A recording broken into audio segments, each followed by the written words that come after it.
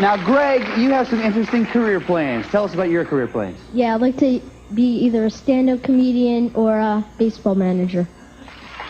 Stand-up comedian or a baseball manager. Oh, wait, so you want to be a stand-up comedian. Tell me, what kind of jokes do you do? I tell knock-knock jokes. You tell knock-knock jokes? Yeah. Would you guys like to hear a knock-knock joke by any chance? Okay, Gregory. Lay one on us. Let's hear it. Knock-knock. Humpty. They call me Humpty. With the Humpty. I really am kind of funky. Greg, ladies and gentlemen. TBTL. Pretty much anything to do with cats and the internet works. And you can twist it and turn it whichever way the press decides to do. Psych! That's the wrong number! Self-defense is not some fun boxing match, okay? This is about escaping with your life. What's the matter, Colonel Sanders? Chicken? Buckle up back there, we're going into hyperactive. All right, hello, good morning, and welcome everyone to a Friday edition of TBTL, the show that just might be too beautiful to live. My name is Luke Burbank. I'm your host, coming to you today from beautiful, and I mean that, beautiful and sunny Seattle, Washington, the Emerald City, here on Friday, March 27th. We've made it, folks, to episode 4693 in a collector series. It's almost a picture-perfect day here in Seattle, if not for the fact that the Seattle Mariners were thwarted in their chances, in their attempts to win last night. We were at the opening game. We'll talk about that, and also the argument that I had with the people sitting next to us about Israel, you know, like you do on opening day of Major League Baseball, and the fact that Becca was, not unlike a lot of real people, innocently caught in the middle of the entire conflict. We'll get into that. Also, Stephen Colbert is going to be writing the next Lord of the Rings movie. If only I had a brother who had literally studied the Silmarillion and also knows how to say it, I bet. So we'll talk to him about that. And in the emails and VMails, if you are a, let's just say, less tall king in Major League Baseball, and you have been trying to get over on your Tinder profile, this is a bad season for you. And we'll get into why that is. But not before saying hello to the aforementioned brother of mine, the one, the only, the last Burbank, the real bow tie. Oh, wow. Yeah, going with the old one there. Deep cut. And David from the basement, who is about to turn 30 on Sunday. Happy birthday, bro. Thank you. Yeah, the big 3-0. It's weird. I, for the last couple of years, felt like I was 30 already. So it's going to be nice to actually be able to say that I'm 30. It's a big number, you know. Like it's one of those, I feel like 21 because there's the whole you can drink thing, but then 30 really feels like, okay, now adulthood is happening. Yeah, it does feel like the pressure's on a little bit. Well, that's not what I'm trying to say. Figure things out, but I've been feeling that for a while now. We were, chatting it up and chopping it up on the Criminals last night because, of course, it was the opening night for the Mariners. It was a big night. I did manage to get a hold of one of these very sought-after fairy snack, not dispensers, but it's just basically like something shaped like a Washington State ferry, which they can put the little cardboard box that holds your chicken fingers and fries or your garlic fries or your whatever's in. And last night, I had to wait until the 8th inning to actually wait because the lines were so crazy. There were more people trying to get those little ferry boat things than there were people interested in the game, which brings me to my first point today on the show, which is that I don't think I like going to opening day of baseball because it is the ratio of things that are not baseball happening on the field, the pageantry, to things that are baseball. Right. It's like 50-50. I would like that to be 99% baseball, 1% non-baseball on the field. I do not need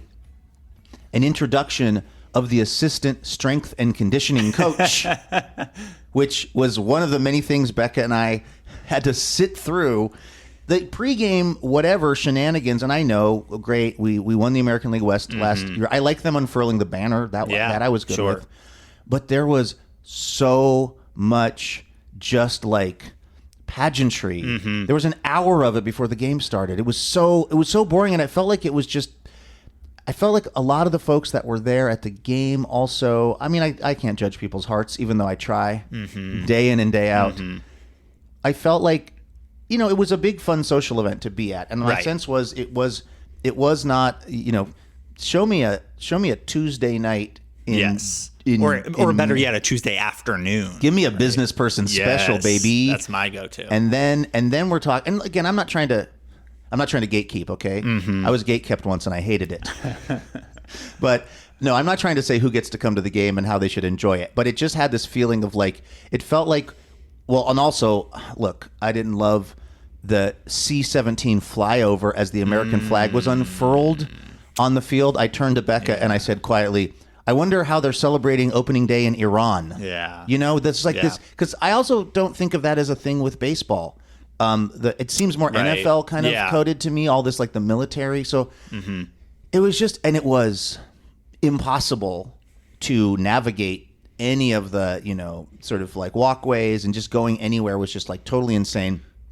The lines for getting the snacks, because there was like 3 or 4 concession stands that had this little ferry thing. Right. The lines for that before the game were like insane. Like it was like an hour and a half line to get this piece of plastic. Yeah, and it feels like the opening day yesterday feels like the perfect intersection of the Mariners have had this amazing season last season. They've got all this expectations going into the next season. So fans and bandwagon fans and casual fans and everyone are wanting to go to the ballpark. It's going to be one of the first nice days in the Northwest for a long time. They've got, I feel like their social media team did a great job with all of this new food. I mean, it's funny, but I saw the initial kind of like post by the Mariners for this ferry vessel thing that holds your chicken strips or whatever. And immediately I, texted my wife being like, ooh, I want this.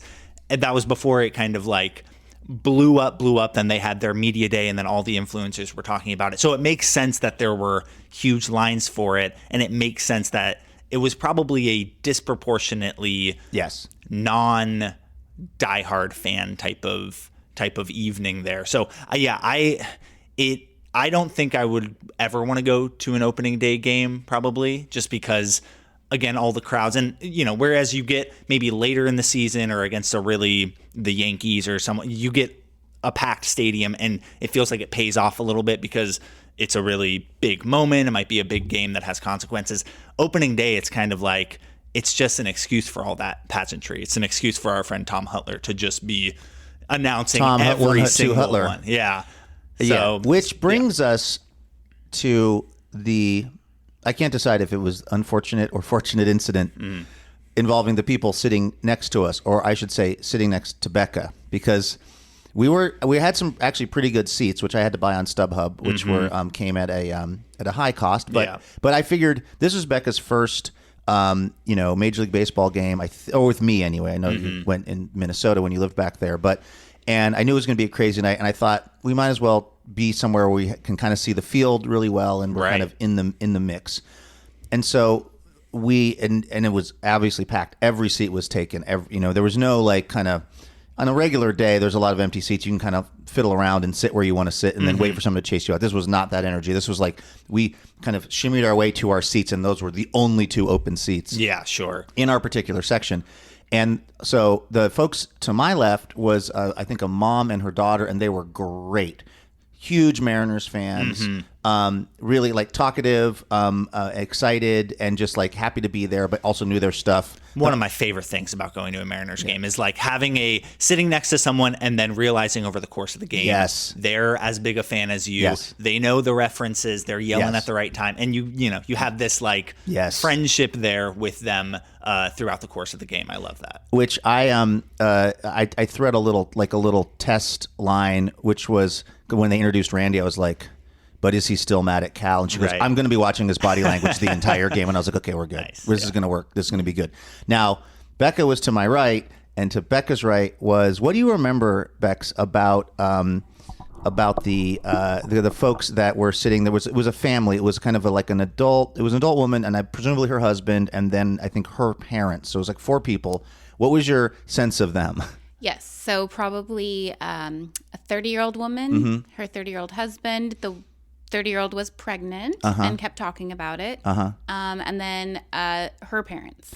I remember you saying to me at one point, which is interesting because, you are, in your words, an aspiring baseball wife, and you were you were on a journey of discovery, of learning about Major League Baseball at the game, but you were engaged with the game, and I found it interesting when you turned to me and you said, these people do not care about this game at all. They have not said one thing related to the game on the field. Right. In fact, they were talking more about golf than baseball.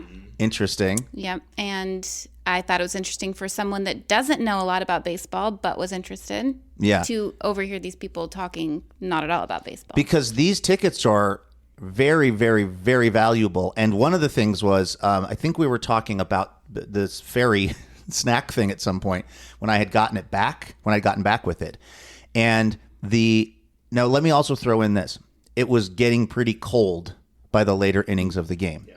And Becca had dressed as warmly as possible, but even so, you were starting to get kind of cold. And I didn't know that you're allowed to bring blankets to the stadium, which is actually pretty cool. So a lot of people had, thought to do that. I didn't. But this group of folks that were really focused on golf and not the game did have a blanket. Mm-hmm. And the mom, how did it go down that she was sharing the blanket with you? Right, which really added to all of this. The complications? Yes. Really put me in a position. Yes. She offered half of her blanket to me. Her daughter didn't want it, so she offered it to me, and I took it because my legs were cold. Yeah, so when I get back with the ferry boat snack and the whole thing, after the hot dogs from heaven had come down and the whole deal, Becca's sitting there with the blanket of the lady from the golf family over her. And somehow, I think my memory of it is we were talking about this thing and the little snack container and how hard they were to get. But then she said something like, well, we have season tickets, so we've got a lot of chances. And I said, oh, that's amazing. Well, I go, well, you got 100, or I said, you got 80 more chances or something. I'm always trying to do the math on how many baseball games there are. And she goes, well, my husband's having a surgery in 2 weeks, so we won't be back for a while. And I'm like, oh, well, then maybe, I go, it's a great season to sell your tickets because they're on StubHub because it's really good. And the daughter goes like, is it a bad season to do that? I was like, no, it's a good season. Supply, demand, Mariners, popular. You have the tickets. It was just the weirdest. Then they were like, well, we're from LA. We love the Dodgers. And I was like, oh, the other thing the mom said was, she goes, I just don't have good luck selling these tickets on StubHub when we're not using them. She goes, I priced them really high. And I was like, that's probably part of the problem, lady. Like it was the oddest conversation because, again, they have season tickets to the Mariners. They seem deeply uninterested in the Mariners. I mentioned that I used to live by Dodger Stadium, and that really lit them up. Then they were just naming Dodgers. Mm-hmm. They were like, Eric Gagne. I'd go, that was a Dodger. Then to be like, Matt Kemp. And this is all while things are happening on the field. And that was where there was a little, maybe me, I was trying to not be this way, but this might have been the beginning of the issue, which was when Gabe Spires gave up a hit that scored 2 runs. There was like a bad moment in the life of a Mariners fan because it's kind of late in the game and we've just probably put ourselves in a bad position where we're not going to win. And literally the ball is hit and I see what's happening. I'm kind of emotionally processing it. And they're just still naming Dodgers. They're just still talking to me over Becca about the Los Angeles Dodgers of 20 years ago. And I'm like, and I'm kind of going, but I'm really trying to focus on the field because the game is falling apart for us. And so maybe I was getting a little bit peeved. I don't remember in the moment feeling anything other than like, I just want to focus on the game. Like I don't remember being mad at this woman. But then we get to the 7th inning stretch. This has been discussed at length here on the Livewire program. But the Livewire program, the show called TBTL. It's amazing that I don't do that more frequently, honestly. It's because I have an audience today. I feel like I'm on stage doing Livewire as opposed to normally I'm just in my house with Andrew on some little screen. So we've talked about this a lot, but like, there's been this whole thing around what is the song that the Mariners will play at their field after Take Me Out to the Ball Game. My whole growing up life, it would be like Take Me Out to the Ball Game, and at the end, old ball game, then we go do do do do It was Louie Louie, like the OG version. I think that band is from Tacoma, Washington or something. It was a local connection. Then, of course, because Nothing Gold Can Stay, the Mariners decided they needed to zazzle it up, and they put a Macklemore song in. And then Macklemore got some heat over, I think, comments about Palestine. He's anti the genocide in Palestine. And then they pulled that. So I really didn't know. This was the first home game of this season, and I was genuinely curious, like, what are they going to play? Like, what are they doing here? And so, by the way, what they are doing is a electro version of Louie Louie. Yeah. Did they do that last year, Davey? Okay. So I didn't realize that. I didn't go to any games last year. So and the mom with the blanket is like kind of still in conversation around this, and I say something like, "Oh, I wonder what they're going to play," because they used to play Louie Louie. Then they were playing Macklemore, but then he got in trouble, for saying negative things about Israel. And she goes, she stopped you. Yeah. She goes, well, he's an anti-Semite.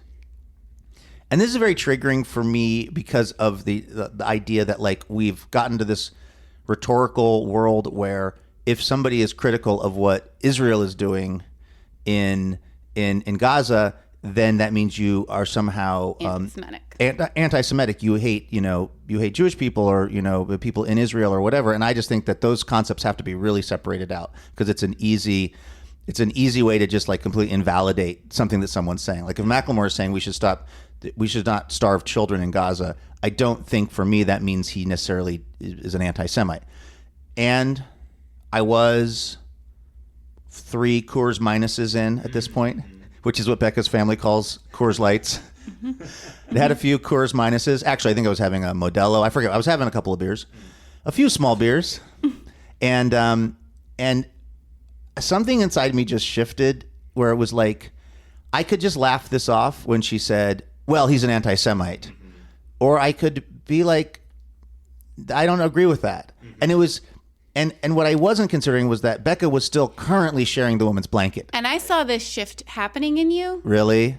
Yeah. And you started to sit down and you were like, don't worry, I'm not going to take it far. And I was like, I'm sharing a blanket with her.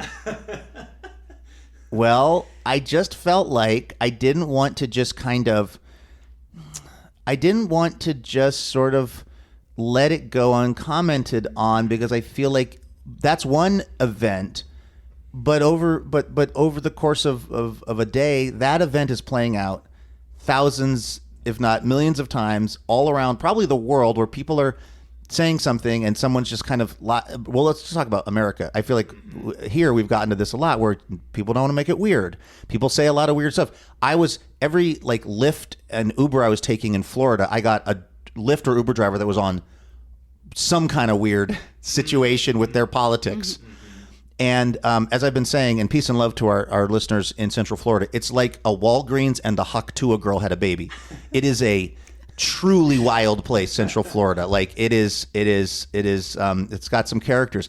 But a lot of times when I was on those rides, I just didn't bring it up because I didn't get into it. They would say something that was about, immigration or Trump or the Democrats, and I would just kind of like just look out the window because I was going to be stuck in this car with this person. Or stuck under a blanket with this person. Well, that's not how you do your Uber rides. I always ask if they want to share a blanket. Drape it over the seat. And so I do that a lot too, where you just kind of don't want to get into it. You don't want to make it weird.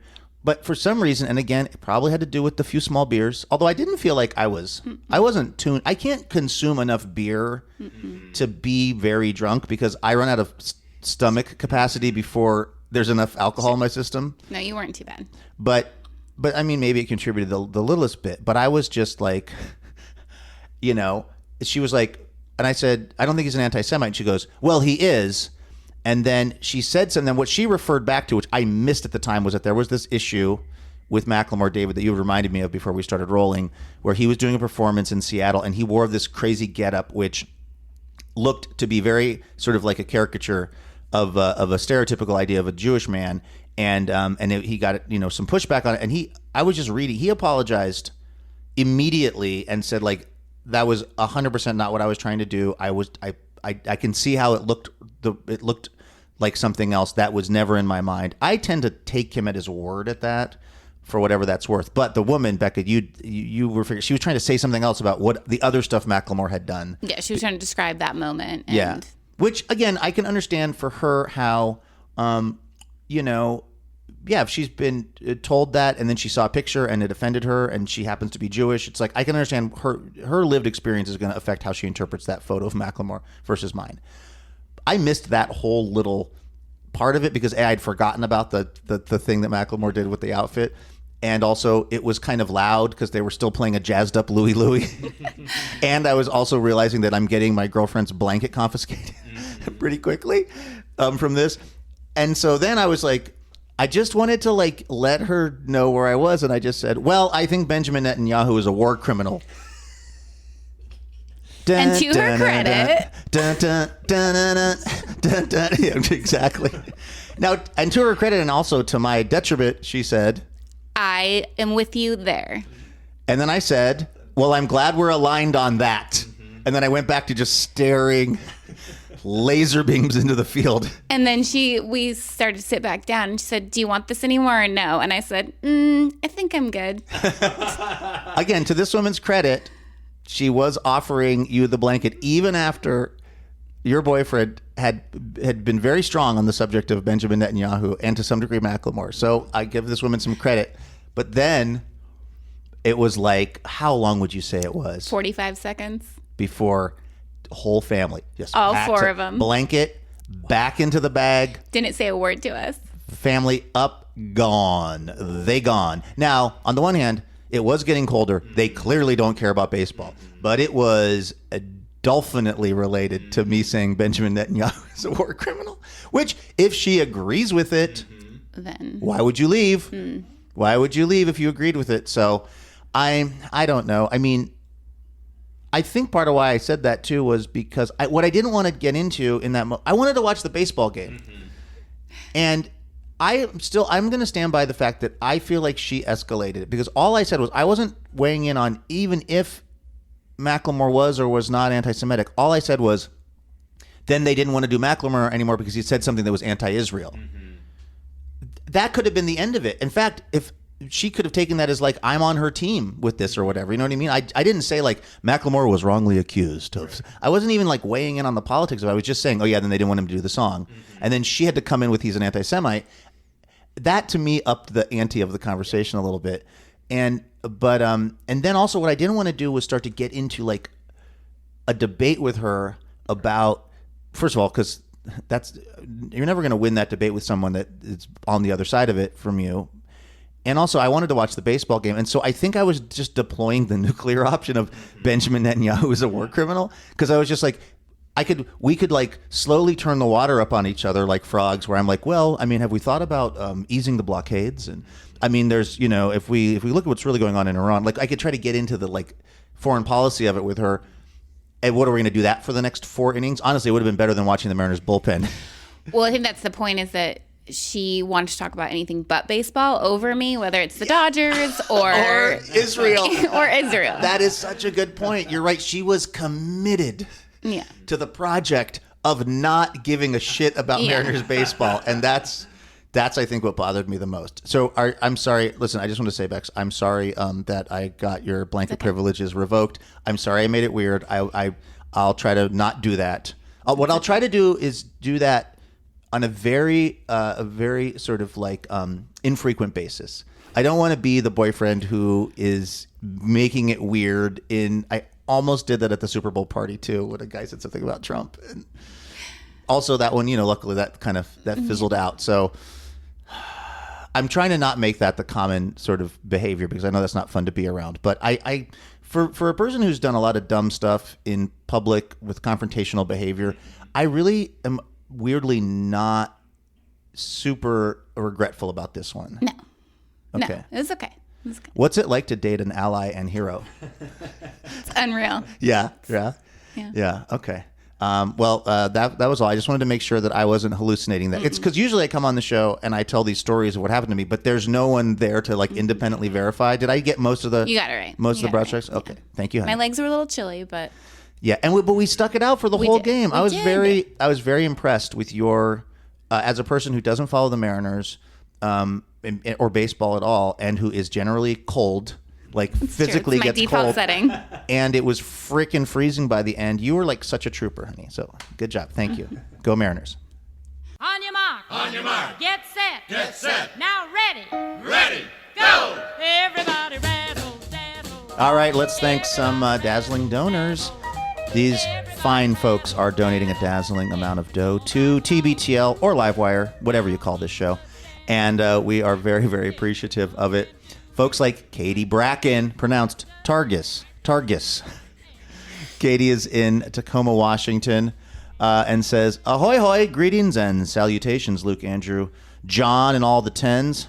Ugh, it hurts my heart to report that not much has changed for the better since my last dazzling donor message. I am, however, extremely grateful for TBTL and this community and appreciate the opportunity to try to encourage and uplift all of you amazing peeps. I've listened to TBTL since the radio days, and I have to say, you all are like family to me. David, you know, you're like family to me. Aw, thanks, bro. Yeah. This is a comfort zone for me. You keep me grounded and normal in such a crazy world. This is such a special community with many ways to connect. Card exchanges, social media, in-person / virtual events, and I've always felt loved, seen, and heard. Thank you all for that. Your acts of love, kindness, and unity shine a bright, bright light into the darkness. Thank you for reminding me that love is stronger than hate and fear. That's what I was trying to get to during the game last night, Katie. I don't know if you've heard about my recent foray into public debate and trying to really remind people that love is stronger than hate and fear. If there's anything I can do to help any of my fellow tens, please let me know. Stay strong, stay grounded, never stop spreading love so generously. Much love to you all. And that's, oh, I know, okay. Katie, I apologize. I know exactly who Katie is. Katie's on Instagram at Thankful Nurse. At Thankful Nurse. I follow Katie, and it's a great account. Katie is, I'll be honest with you, David, Katie reminds me a little bit of your wife in this way. Your wife's Instagram account is The Vibes Are Immaculate. Yes. She's always like finding little picture. I mean, there's always the pictures of your daughter that are great, but I'm talking about other like meme stuff or just like funny things. Just yes, any social media literacy that I have is co-opted directly from her. Yeah, she somehow knows all before trends start. Yes. She's already kind of on it, and I mean, she's hilarious, so she already knows all the good comedic memes and everything. Yeah, so and so I love following her because she's like curating. She's constantly she's scanning the world of the internet to grab like the good stuff and then bring it to her account. And that's what Katie's doing with her Thankful Nurse account. She's like constantly finding affirmations and things that make us feel a little bit better, a little bit more like we can maybe get through the particular day. So go follow Katie at Thankful Nurse on Instagram. And Katie, thank you so much. Maestro. Wait, that's me. On your mark. On your mark. Get set. Get set. Now ready. Ready. Go. Everybody rattle, dazzle. It's James McCracken in Louisville, Kentucky. I'm going to Louisville in a couple of weeks, actually. I'm doing a TV story down there. James says, another year, another dazzle. Thanks for all the laughs and long-distance friendship. Have a fish sandwich on me. You a fish sandwich guy, David? Have you ever had one? We didn't grow up in a fish sandwich family at all. No, I've never tried any of the fillet of fish stuff or anything like that. And if there's fish on a menu, I generally don't go for the fried fish. I'll go for more of the fresh stuff just because I feel like the fried you can't usually taste the fish. But but I wouldn't say no. I probably would say no to the fillet of fish, but to a fancier, like something you would get in Seattle, I would probably go for it. I kind of mess with the fillet of fish because I don't eat a lot of meat. Right. I did have a hot dog yesterday, a legit hot dog. Okay. Did you get one of the value dogs, or did you pay full price for the quote unquote Seattle dog? That's not actually or Mariner dog, which isn't. No, really we got it in the stadium, and it was not. It was. I got the junior. I got the smallest one. Yeah. I haven't had a real hot dog in a long time. I couldn't jump in on the like the king, whatever they call it. I feel like the stadium hot dog now is like a baseball bat. It's so much hot dog. Yeah. Well, I do wonder also, like, when I had a year of being kind of vegetarian, and when I had my first red meat after that, it kind of upset my stomach a bit, and it threw off my whole system. I wonder, because you kind of break your vegetarianism once every several months few or months, whatever. Do you get any gastrointestinal discomfort from it? No, I'll tell you what gave me that was when we got here on Wednesday night. We got here late. I was craving ramen. Not a typical thing for me. And also, downtown Seattle is an absolute sort of it's a desert for any kind of food after 10 p.m. Yeah, unless you're talking fast food. The opposite of New York City, kind of, right? Yes, definitely. Although even New York City in some places, I mean, the thing about New York, yes, the volume of restaurant options is so high that even though a significant number of them are closing earlier, there's still enough left over that you're kind of covered. Place like Seattle, and this has happened to Becca and I a few times, like when I get done doing Livewire and we're like, let's go find something to eat, and it's 10:30, and it's like there's literally nothing open. Right. But we went. There was one ramen place that was open, and so we took a lift up there, and it was a very interesting. It was on Capitol Hill. Let's see. I feel like I've already painted myself of being a sort of mildly annoying person in the world based on my baseball run-ins. But like, it was. Now, granted, we got there at 10:30. We got there at 10:30. It closed at 11. We knew that. We knew that. The place was packed. The employees, who should not have to stay, later till after it's closed. Although I do think part of the thing with a restaurant is, and you work at a restaurant, you know this. Yeah. Now, I would say where you work is probably an example of. My guess would be that the system gets abused. People are pretty cash about the closing time. So we finish seating at a certain time, and then usually it's an hour and a half, 2 hours later by the time the restaurant actually clears out. Right, which is again, we expect that. So right. like you go in, you're not assuming that once the restaurant closes that means I'm going to be able to finish up and go home. It's like you know what you're getting into. And again, I think that the employees should be paid for any time that they're at the restaurant. And obviously, once the restaurant's technically closed, the tips are sort of stopped rolling in. So what everyone's making per hour is dropping pretty quickly. So I would never abuse that system. But like, we went in at 10:30 knowing that we were going to order our stuff and eat pretty fast. Yeah. The whole restaurant was full. We got a table. We ordered our ramen. The employees at this place, I have never seen people closing, like doing the side work and shutting down a restaurant more aggressively. I mean, they were like the cop in Terminator 2 that keeps turning into like Mercury and then reforming and he's just running with like determination. That was like we got some vegetarian gyoza. They didn't come with any kind of sauce. Yeah, which it's odd to me. Like, I feel like that's a standard little soy sauce or something. And so I was just trying to flag someone down to go, could we get a little sauce with this possibly? No one would make eye contact with us. No one would it was just like... That's someone's side work, I'm sure, is cleaning all the sauce bottles, putting them all away, doing all of that stuff. And again... so they're like, I actually already put all that in the walk-in, so I'm not going to go get you some more. Essentially, that's kind of what happened. Finally got a guy, asked him, he just turned, he disappeared for like 4 minutes, then came up. By the way, these were just little to go. He didn't bring me back a canister of anything. Right. It was a little to go guy, which was not enough for the gyoza, but whatever. It was just like, and this is where I said I don't want to just seem like I'm an old man yelling at cloud or that I'm just complaining my way through life, because I've been having a great time here in Seattle. I love this city so much, and I love the people of this city.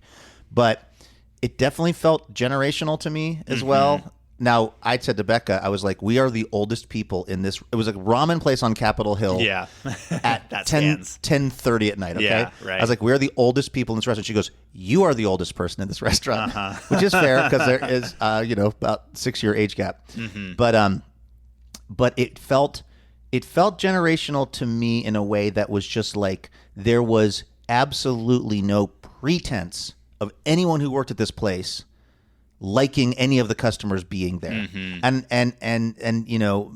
there was a variety of the folks working there were from a variety of backgrounds. Right. In other words, this wasn't cultural. Right. This was people of all different shapes, sizes, stripes, ethnicities. It was a large staff, and a large staff that was very diverse in its in just the spectrum of everybody. But they were aligned on one thing, which was, we want these people out of here. It is funny, like, even if it's, you said, I think it was like a Wednesday night, even if it's like a weeknight, if there's a couple of things that throughout the course of the service kind of go wonky, or there's a couple customers that rub us the wrong way, I can say as a front of house staff, you tend to all kind of like get into the same mindset. And so as the night's winding down, even if the guests who are sitting down are not, are being very polite too, there is a certain us against them. Yeah, it does, and especially the restaurant that I work at, we serve a lot of guests who are not, that we're not in the same economic bracket as them. Yes. And so there does feel like there's a separation of us versus them. Now, that being said, a restaurant on Capitol Hill that probably serves just a lot of young people who live on Capitol Hill seems like the type of place where, it would be a little more cash, but it's not super surprising that you would have that experience. But here's the thing. That ramen did a number on my stomach. Oh, okay. And this brings me to James McCracken's most important point. Actually, no, here's his most important point in Louisville, Kentucky. James is our second dazzling donor. He said, I don't have anything to promote personally, so instead I'll promote someone else's business. If you find yourself in Louisville, James, I just said I'm going to be there in 2 weeks. And you like beer and pizza, I do. You just heard about me being a menace at the Mariners game, James. If you like beer and pizza, check out Mile Wide Brewing and Max Pizza. Max is MAC''S. Mile Wide Brewing and Max Pizza in Louisville, Kentucky. Well, James, I will be checking it out when I am there in a couple of weeks. And thank you so much for supporting the show. We really do appreciate it. This is where the ramen talk and my stomach having some discomfort brings us, David. We're in a hotel room right now. Yeah. You and I recording this. We're at the Sheraton here in downtown Seattle. And it's a very nice hotel. Here's the thing. They, like so many hotels in America, have embraced the barn door on the bathroom. And it is, I think, one of the worst developments in hotel design of maybe the last 50 years. The reason they go with a barn door is because they're making the hotel rooms smaller. As tiny as they can, yeah. And the barn door, which if you don't know, that's like a door that doesn't open and close like we think of a door doing, but it slides back and forth, so you don't have to have all of the sort of clearance that you need. It's one step up from a pocket door, which are the worst of all. Yes, absolutely. Also, David, thank you for maintaining your cool while I picked at a scab on my eyebrow, and I'm just like violently bleeding during the show. Okay. I'm not noticing it. Okay, good. I hope it's not too gruesome. It's pretty cool being 49 years. Wait, someday in 19 years, David, you also could have acne still. It's a quite a gift. It keeps me humble in this life. But anyway, yeah, we get back to the hotel room and like no privacy, zero privacy for that kind of thing, and like. Actually, you know what? There's nowhere to hide. No. Becca couldn't hide from the noise if she wanted to. No, and how much you blast the TV. I'm running the water in there. I mean, luckily, it was not sonically. It was not like a massive sound event, thankfully. But it was just. It was not the thing I wanted to be doing 3 feet from my girlfriend. With only a barn door which doesn't go to the floor. That's the problem with the barn door is by design, because of the way it moves, it's got to have more of a gap between the bottom of the door and the floor of the bathroom or whatever, the hallway, than a typical door. So no sound dampening, and also importantly, no smell dampening either. That smells coming out of I mean, probably coming out of its cage, and we're not doing fine. I ran the water and I tried to be kind of quiet, and it was probably good that it was 2 a.m. because she was not fully asleep, but at least a little bit a little bit less conscious of the entire thing. But our friend Broadcast Barry sent me, I don't know, this man travels the world, but somewhere, I think he was maybe in China or maybe Taiwan, but he was sent, this is my brand, it's very strong by the way. He sent me a picture of like a toilet in whatever this place he was in, this other country he was in, which had a bidet and all of that, but it also had a function that was it played music or white noise. The toilet could play audio. Because what I've said is that like every hotel bathroom should have a really loud fan in it. Right. Now, that's hard from an HVAC standpoint. Like, they're not all vented out to the thing. So that's Right. why a lot of hotel rooms in the bathroom, there's not a fan. Put a white noise fan in. Yeah.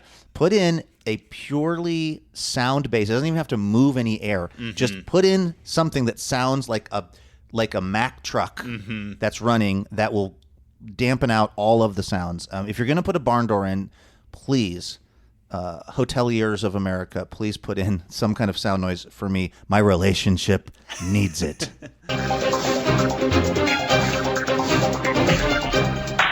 Hello and welcome to Top Story. All right, let's talk top stories. This was definitely the top story on the Hawk Squad the other day, David. And I'll be honest with you, I did not, as we say in journalism, read in. I just saw the headline, but luckily I have you here to explain it to me, which is the headline is that Stephen Colbert and his son Yeah, that are was a bizarre part. are Yeah. going to write the next Lord of the Rings film, and this is not a rumor. Not Steven Jackson. One-time Rams running back Steven Jackson has confirmed it. Peter Jackson has confirmed this is really happening. Yeah.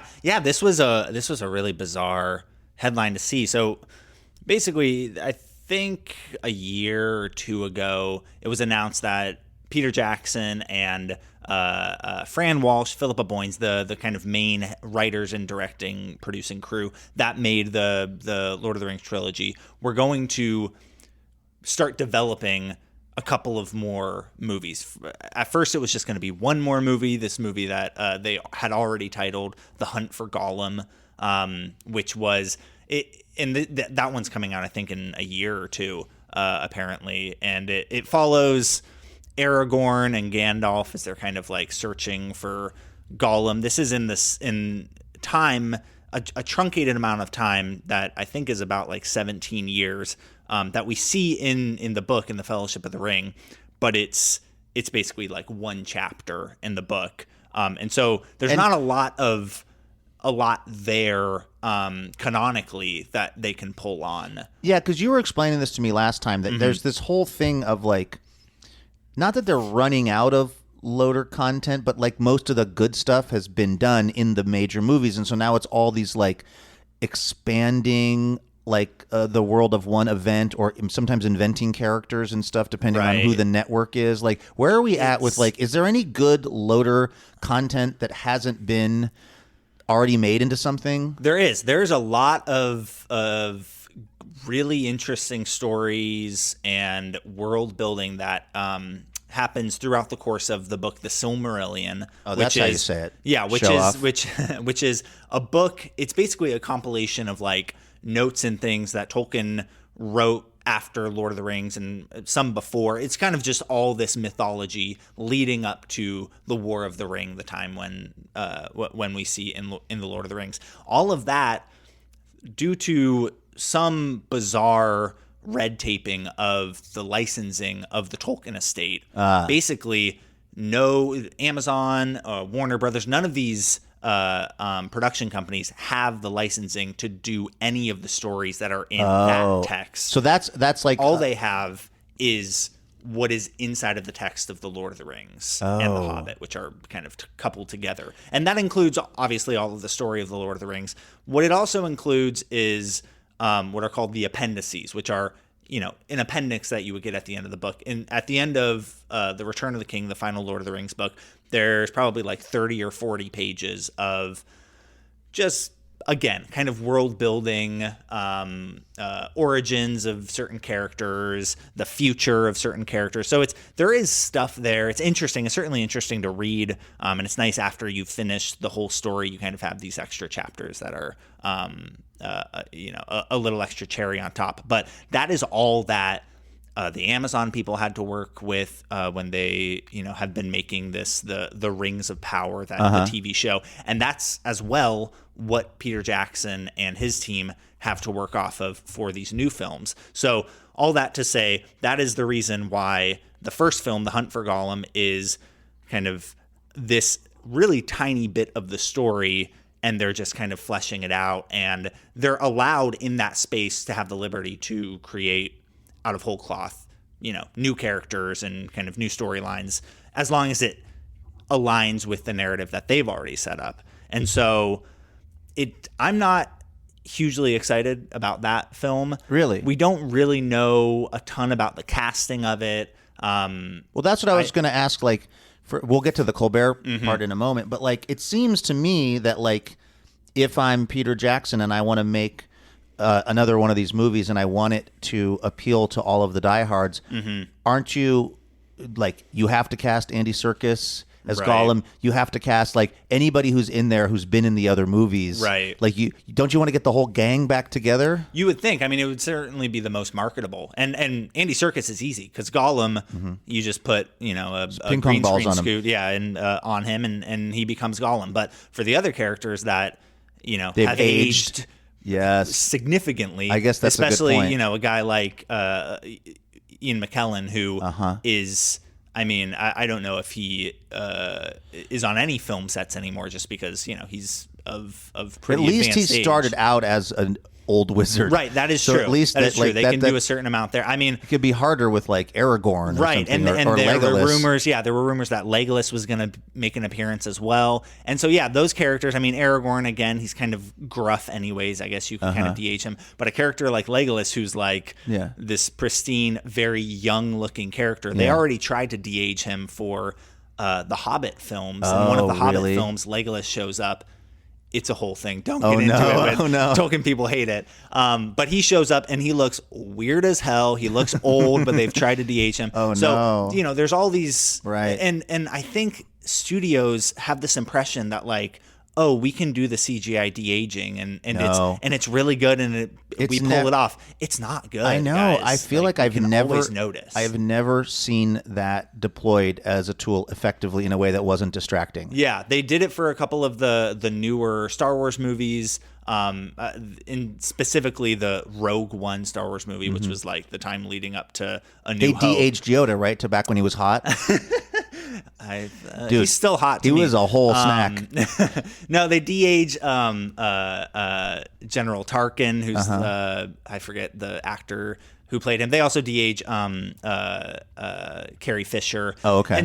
And those were kind of the test subjects, and I thought they did an okay job of kind of hiding some of the more CGI aspects of it. But since then, I think studios have thought that they could do that. I still don't think they can do that, no matter how far. And they're AI trying to use come. AI like now. Exactly. They're like even more emboldened because they're like, we have AI now. It's like, yeah, but it still looks bad. Yeah, and I think Peter Jackson especially has this hubris of like, when they were making those original movies, the original 3 Lord of the Rings, they were breaking so much new ground when it came to digital effects. Totally. And getting rave reviews. Yes, at exactly. the time. They created this entire production company called Weta Digital, and since then Weta has been kind of the gold standard for CGI. Is that where our cousin's husband works? Yeah, exactly. Just on shadows. Right. Like, Which, all exactly. day long They had he all sits at a these computer animators and makes shadows, right? And that was great when they had a huge team of animators, and now a lot of that has been pulled back because there are thoughts that like, oh, AI and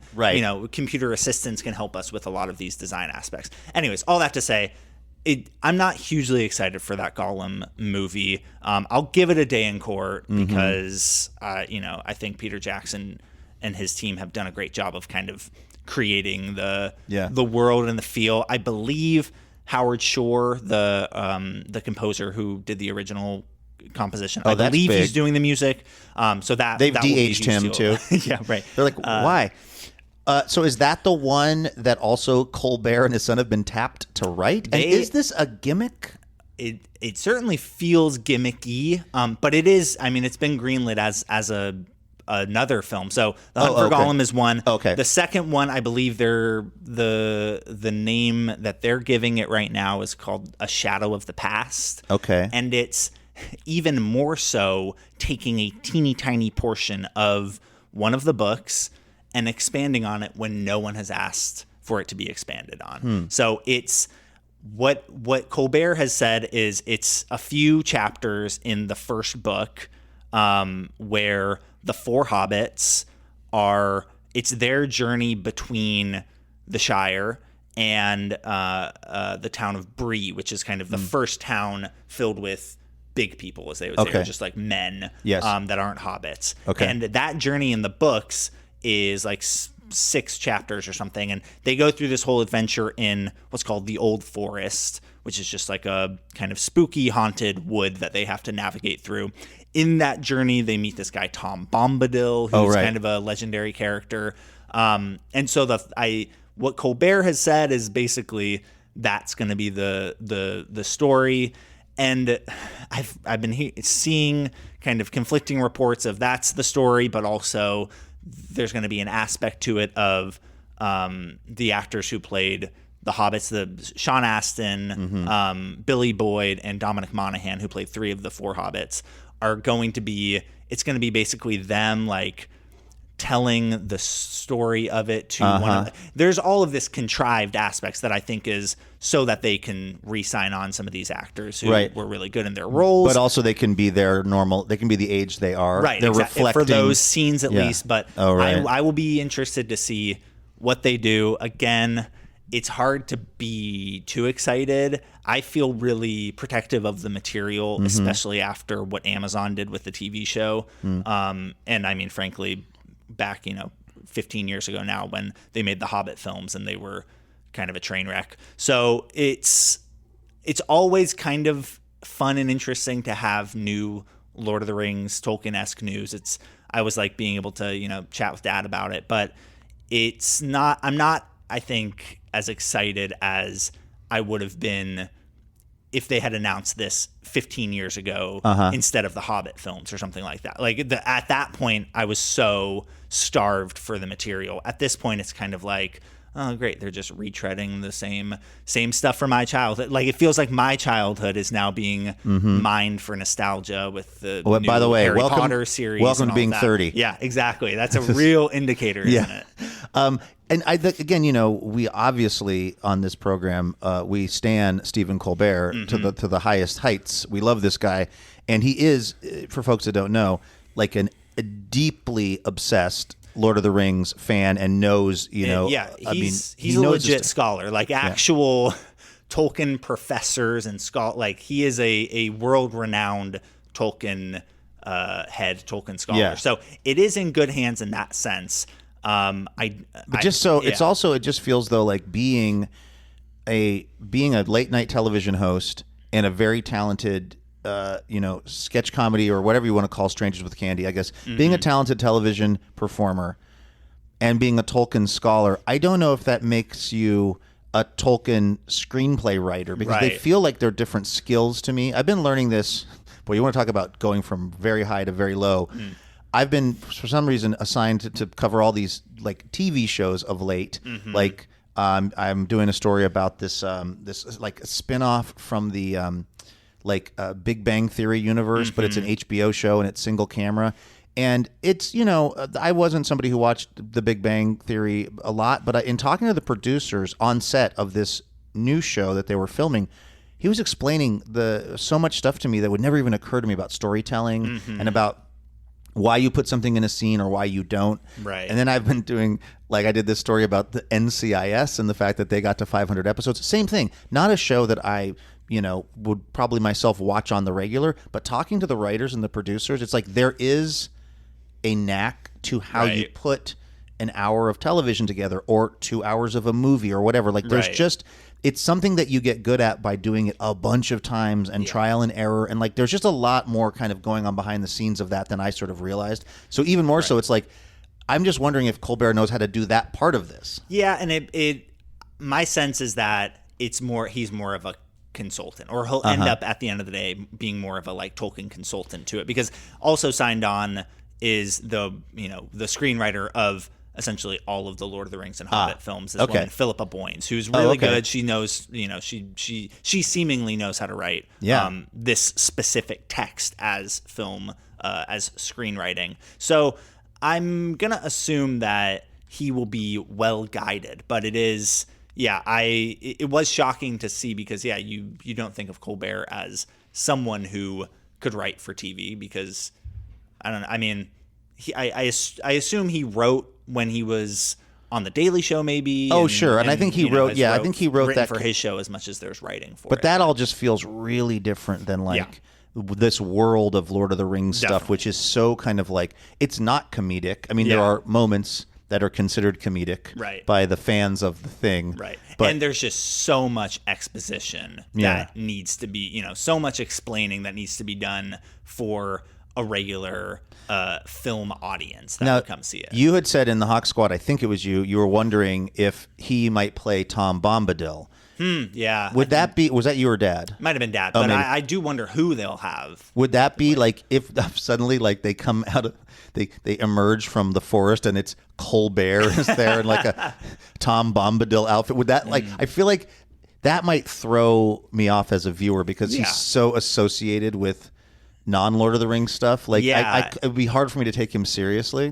Definitely. He also already portrays a character in the Tolkien he does. verse. He had like a brief cameo in one of the Hobbit films, him and his kids as well.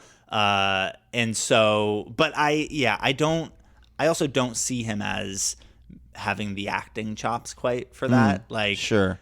But and it's a character that's very much larger than life. So I see. will be interested. I'm always interested to see the casting of a book that I have a really high opinion of. And I think the first time around they did such a good job casting all of the roles that it'll be interesting to see kind of Maybe the it'll direction come, they go. and maybe this will all kind of much like the Seahawks season. You went in with kind of pretty mid expectations. Mm-hmm. Was Sam Darnold going to be able to do it? Right.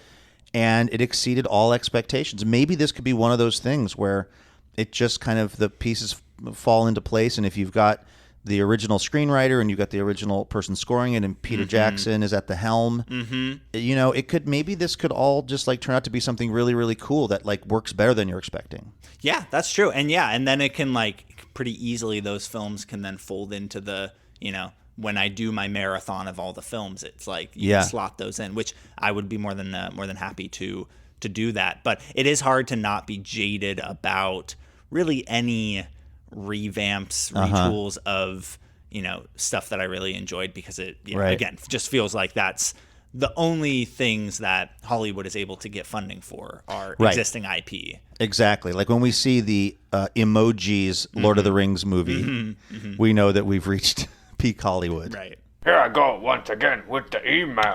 Every week I hope that it's from a female. Oh man, it's not from a female. All right, let's do a couple of emails or an email before we get out of here and hit the weekend. By the way, Andrew will be back on Monday. He's still enjoying himself in Hawaii. He sent me, maybe we'll talk about this on the show on Monday. I don't know how caught up on the program you are, David, but we were talking about Afro Man. Oh, yeah. And lemon pound cake. Mm-hmm. He sent me a text message from a restaurant in Hawaii where they were having dinner this week. Where there's in Hawaii, and I love this actually. It's pretty typical if you're in a bar or restaurant. There's almost always live music. It's always like a person with a guitar singing some Van Morrison or whatever. The dude was singing Lemon Pound Cake. Singing the Afro Man song Lemon Pound Cake in Hawaii. Wow, that's amazing. So that's how you know that's really broken through. But anyway, Andrew will be back on Monday. In the meantime, I got this email a little while ago from listener Lloyd, who was pointing out that in order for the Major League Baseball to use these robot umpires, which we're calling them. So for folks that don't know, they have the ability because of, I think, literally lasers and things to have an incredibly precise strike zone for a batter, like where it is reasonable to expect that the batter would be able to hit the ball. Right. And that's how the whole thing works. If the ball is in that zone and you don't hit it, then it's a strike. And, of course, we have human umpires who are trying to use their eyes. They're pretty good at it, actually, most of the time, considering. Yeah. But we could know to a more precise level. And because baseball is a very traditional game, for some reason, they don't want to just, like, go full-on robot. They don't want to just turn it over to the lasers right now, even though, on some level, kind of would make more sense. So they're kind of just, like, easing us into it by allowing the teams to challenge. Right. Like, if there's a pitch that they think, let's just say the hitter is standing there and he thinks that the ball is outside of the strike zone and the umpire says it is inside of the strike zone, that hitter can challenge, and then they go to what the robot decided, and then that's the official call. It's just That's what it is. Whether the robot thinks the ball was in the strike zone or out of the strike zone. And it happened a few times last night. It should have happened a few more. Yeah. As far as I'm concerned. The Mariners did zero challenging. It's like, Dan, what are you saving those for? Lago? Callback. But something I hadn't considered was the fact that as part of this, they are apparently measuring all of the Major League players without their cleats on. Although that's weird. You should measure them with their cleats on if you think about it. Maybe it's with the cleats on. But they're doing these incredibly... No, I think it's without. They're doing these incredibly detailed measurements of all of the players, of their height, because that's part of... I guess that goes into the calculation. Right. I mean, the space between what your chest and your knees is kind of classically what the strike zone would be, right? So it changes definitely between, Jose Altuve has a significantly different than Aaron Judge, right? Yeah, I was going to go with Alejandro Kirk, but that's fine. You have your short guy reference, I have mine. So yeah, it only makes sense, I guess, that they'd have to have a really, really dialed in sort of mathematical or measurable sense of the dimensions of each player, because also everyone's torso isn't the same, like the torso to legs, and everything's different on every person. So they've got, my guess is at this point, when a player gets called up, they must take him somewhere and do this measurement now, because if you're coming to bat in a Major League Baseball game, they know exactly your real ass dimensions. And this is an amazing stat. A guy named Gavin Lux, who I think had been playing for Cincinnati and I think now is maybe in Tampa. He was listed officially at 6'2". He's 5'11". That is a lot. That is 3 inches that Gav was trying to get over on, which is... in person he says, yeah, like 6'1", 6'2", like edge of 6'1". I mean, that's that's definitely... And by the way, this is not a conversation about anyone's height and how anyone should feel about their height, whatever that might be. We support short kings. Absolutely. My friend Joe Quazala, who is not a particularly tall individual, has a great stand-up. He's a stand-up and very funny. And he says, there's something that you need to know about guys who are 5'8", which is that we're 5'7". and something else. And throughout the bit, we find out that he's maybe 5'5" by the end of the bit. But the fact that this Gavin Lux guy was, 5'11", you going up to 6 foot, fine. 6'1" feels like you're trying to get away with something. 6'2" is ridiculous. Yeah. As far as, and so if you're in the Major League Baseballs and you were trying to exaggerate your height for whatever reason, there is a reckoning now of what your actual height is. There's also a reckoning, since we're now in the emails and it's a Friday and we're almost done with the show. I don't know if I'm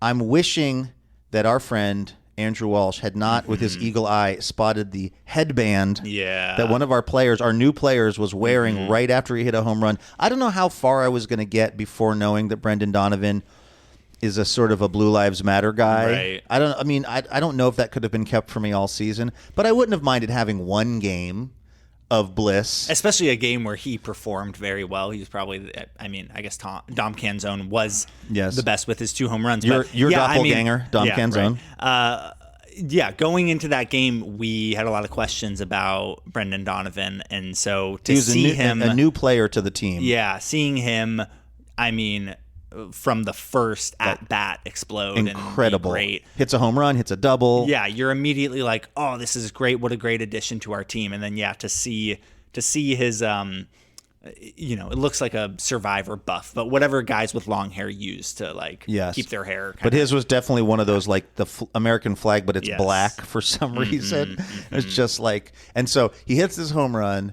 And maybe it was after the double. I don't know where it was in the game. But again, I am just... Although, listen, I'll give our friend Andrew his due on this. This hurts him more than anyone because he has a trove of Donovan memes that he's really excited to deploy. Again, just to go into the absolute weeds on this. This is the Cimarellium of Mariners baseball and Andrew's love of Donovan. Last year, we had a player named Donovan Solano.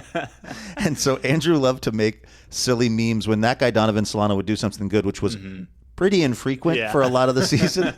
He had made all these Donovan memes, and then that we'd let that guy go or whatever. But then we signed a new Donovan, and I think he might. I don't know if he remade the memes or just saved them, but he is very excited. And then this guy's first at bat, he hits a home run. He leads off the game with a home run. It was phenomenal. And so Andrew, was excited to use these Donovan memes, but then he's also the one who self-reported. Yeah. With this kind of blur, like grainy photograph. Right. Because it was like from the TV coverage of him just like in the, on the bench changing his batting helmet into his regular hat or whatever. Just this quick Zapruder film. Yeah, but we've seen the that iconography quite a bit, so we all recognize. We know exactly what it means. And I was just like, so then Andrew was trying to say, it's ironic. It's like a pink goth. He kept, but you know what? It did also allow me. It allowed me to bond with Durs a little bit, which is a rare event on in these troubled times on the text chain. Well, first of all, what I'll tell you is, I 100% forgot that he was still unblocked. So like me and Becca are sitting in the stands, and of course, every time something happens, I want to see what the criminal's response is. Yeah. And then it didn't start super great. We gave up a run in the first inning, and I'm just like, I boot up the criminals feed, and it's just Durs just melting down, and me going like, oh, I forgot he's on here. Yeah, it's a constant for those of us who cherish our friendships and don't block him. Yeah, he doesn't rest. When it comes to his general sense of pessimism. But he did. He did, though, jumped in and kind of got my back when Andrew posted the photo of Donovan with the Punisher head wrap thing going on. I said, Andrew, I was ready to go the whole season not knowing this. And Andy, our friend Durs, said, I pretended not to see it, which that was nice. That was a little, that was a chance for us to bond. I mean, I'll probably have him blocked by 8 p.m. tonight, but he's still, I'm letting it ride. I'm looking forward to a good season for this baseball team, even though we lost last night. Yeah. And, maybe a new kind of relationship with our friend Durs. Yeah. And I think going into this season, it definitely put a pit in my stomach of just like, everyone is saying we're good, World Series bound, and best in the American League, and that has never once worked out for a team. No. So I kind of assumed that last night we would, there would be a few things that would go wrong, and it's hard, not getting into the. No, we can. We're in the Badlands. If I don't have my audio drops today, which people have noticed, but just everybody sing the Badlands theme in your head, please. You can't have your 2 through 4 hitters go 0 for 13. Over. Yeah, like that just can't have that and be a team that expects to win, especially against Cleveland, who won their division last year, and they've got some really great pitching and some great players. I'm worried about the bullpen personally, and the reason is because I think the hitters will come around. It was one game, right? We have had for the last 3 or 4 seasons.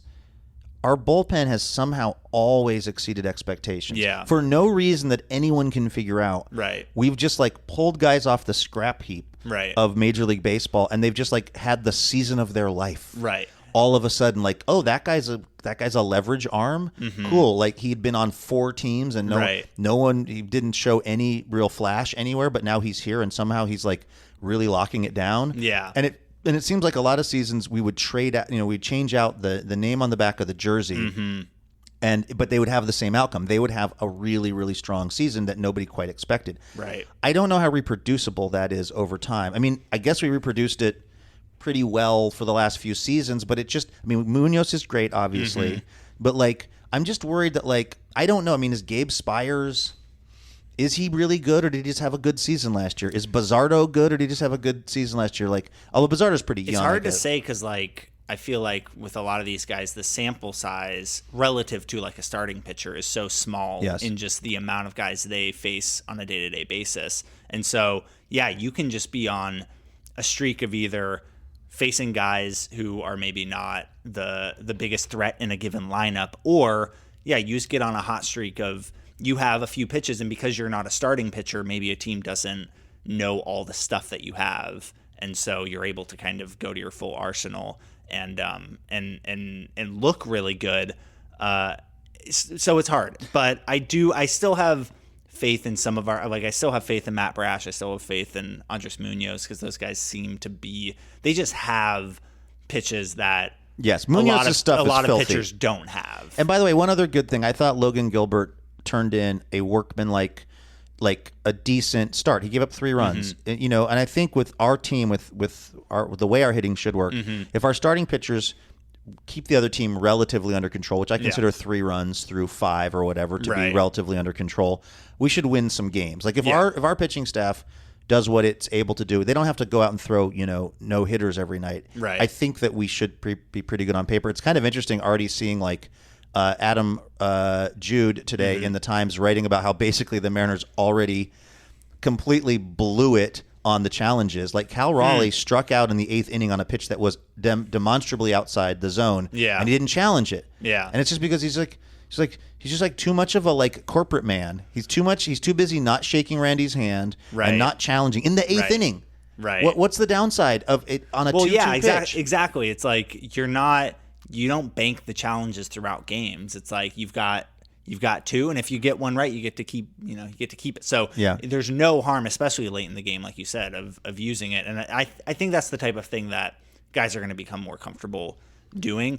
But it is funny that all the pitching staff has put it on Cal when he's behind the plate to do it because they think, he has the best vision. But then when he's up to bat, he swallowed his challenge, swallowed his whistle. Again, it's a long season. It was only 1 game. I'm excited to watch the rest of this series, or am I? Because if you pay for the Mariners TV stuff, if you pay for MLB TV or Mariners.tv or whatever, guess what tonight is? Apple TV.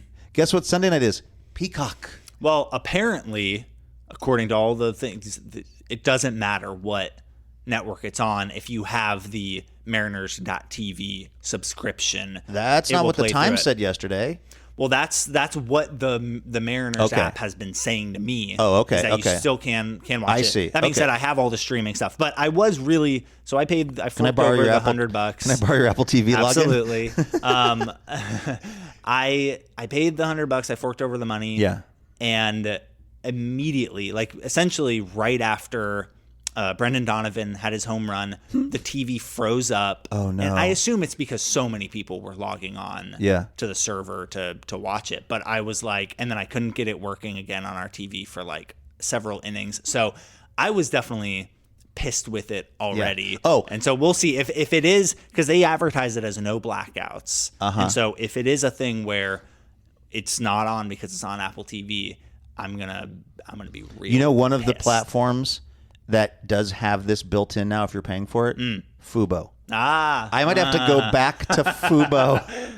I might have to go crawling back. I might have to go crawling back to Fubo. Get rid of my YouTube TV, go crawling back to Fubo, because what I want to do is just walk into my house after a hard day of podcasting, after toiling over a hot microphone, and hit one button on my remote control and watch it like it's a TV program. Not do what I'm going to have to do right now, which is go on the Roku that Andrew sent me to get on MLB TV, to get on the Mariners, which when I was watching in spring training, I'm hoping that the spring training cameras aren't as good as the real ones in the season, because the quality looked kind of bad on what I was watching. It looked like Root Sports, and it's still Goldie's voice. Were you using a Roku?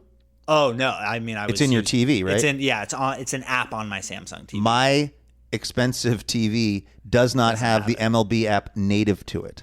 That's crazy. Ridiculous, right? This whole streaming thing is such a mess. The fact that you can't just watch a Mariners game on a local channel if you are in Seattle is crazy. I think it's going to ultimately, it may hurt MLB overall, like just people's level of interest, because I think people are going to lose the thread on some of these teams and some of these games if it's just like a constant hunt for it. It's just like there was a story in the New York Times, I think this week, that is, if you want to watch all of the Yankees games, it's over $800 for the season because of all of the different, and because it's the Yankees too. It's like you've got to buy that whatever the Yankees thing is, but then the game is on Amazon. Right. The game is on Apple TV. The game is on all these different places, and apparently they don't have whatever that deal is, where if you've one ring to rule them all, as it were, to bring it all back. And it's what they say. We will see, I suppose, tonight. But. Yeah, I hope you're right, because this other thing is making me crazy. But all right then. Well, that's I think going to probably do it for this show and this broadcast week. Thank you, everyone, for listening. Like I said, Andrew will be back on Monday, so we'll get things kind of back to normal. If you sent in a Blur's Day, if you are not my brother and you are not the co-host of today's show and you sent in a Blur's Day this week, we're going to get to all of those next week. So we promise your birthday and your loved ones' birthdays have not been forgotten. It'll just be happening next week on the show. All right, then. In the meantime, thanks for listening. Everybody have a great Friday. Take care of yourselves. Go Mariners. And please remember, no mountain too tall. And good luck to all.